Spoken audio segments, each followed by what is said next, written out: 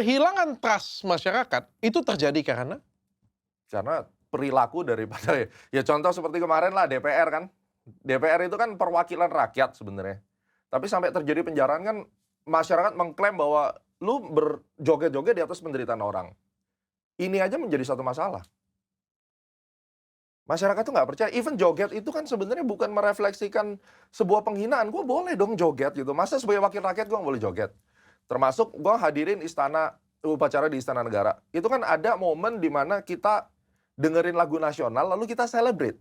Gue lihat komennya itu ngehujat. Masyarakat lagi susah, kenapa di Istana Pesta menghamburkan uang negara, joget-joget. Ini kan udah misleading banget. Ini udah kayak krisis kepercayaan yang sampai menjadi antipati. Itu bukti, Pak. Itu nggak bisa dipungkirin. Dan ini yang harus segera diobatin. Oke.